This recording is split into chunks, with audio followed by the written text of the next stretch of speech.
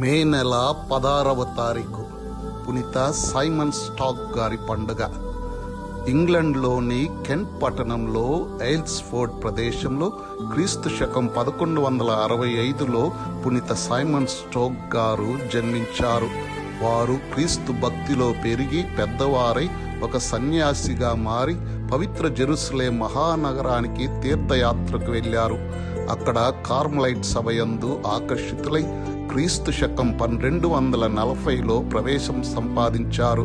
క్రీస్తు శకం 1247లో తురుష్కులు కార్మెల్ సభ గురువులను బెదిరించి తమ మఠ నిలయాల నుండి తరిమి కొట్టారు. ఆ సమయంలో సైమన్ స్టాక్ గారు కార్మెల్ సభకు సుపీరియర్ జనరల్ గా పెద్దగా ఎన్నుకోబడ్డారు. తనకు కూడా తన మఠం వీడి వెళ్లాల్సి వచ్చింది. సైమన్ స్టాక్ గారు తమ స్వంత పట్టణమైన కెంట్కు తిరిగి ముఖం పట్టారు. వారు ఎంతో కృషి చేసి తమ సభను ఇంగ్లాండ్, ఐర్లాండ్, స్కాట్లాండ్, ఫ్రాన్స్ మరియు ఇటలీ దేశాలకు కూడా బాగా విస్తరింపజేయగలిగారు. క్రీస్తు శకం 1247లో వారి యొక్క నిబంధనావళి 4వ ఇన్నసెంట్ పాపు గారి ఆమోద ముద్ర కూడా సంపాదించారు.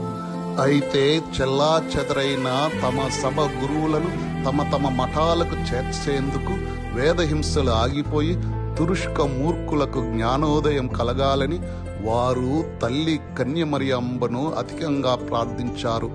ఆ సమయంలో దేవమాత ఆ పునీత గురువుకు 1251 జూలై 16న దర్శనమై వస్త్రంతో తయారు చేసిన చిన్న బ్రౌన్ రంగు ఉత్తరీయంను అందించి దానిని ధరించిన వారికి తన సహాయ కృపావరాలు దండిగా లభిస్తాయని నుడివారు. కనుక మరియమాత ఉత్తరీయంను ధరించి గౌరవించి ప్రార్థించే కార్మెల్ సభకు అందరికీ కూడా పూర్తి సంరక్షణ, దైవ దీవెనలను అందిస్తున్నట్లు వాగ్దానం చేసింది ఆ జగజ్జనని. ఉత్తరీయమాత భక్తి క్రమంగా వ్యాప్తి చెందింది. ఆయమ్మ గౌరవార్థము ఉత్తరీయంను ధరించే వారి సంఖ్య నానాటికి పెరిగింది. ఇందుకు ఆద్యులైన సైమన్ గారు వారు కోరుకున్న ప్రకారం కార్మెల్ సభ వారు తిరిగి తమ మఠాల్లోకి చేరుకొని తమ దైవ మానవ సేవ కొనసాగింపగలిగారు. అనేక ఆశ్చర్యకర మేలులను పొందారు. అటు పిమ్మట వారు క్రీస్తు శకం 1265లో మే నెల 16వ తేదీన బోర్డియాక్స్ పట్టణంలో తమ అంతిమ శ్వాసను విడిచారు. మొదట్లో తమ 12వ ఏట నుండే యువకుడుగా వీరు తమ సన్యాసి జీవితంలో ఒక చెట్టు త్వరలో ఉండి తపస్వి జీవితం గడిపి ఉండటం వల్ల సైమన్ గారికి స్టోక్ చెట్టు బోధే అను బిరుదు ఇంటి పేరులా జత కలిసింది. వారికి ప్రత్యేకంగా పునీత పట్టా కట్టబడకున్నను ఆనవాయితీగా పునీతునిగానే గుర్తింపబడి ప్రజలచే వందింపబడుచున్నారు.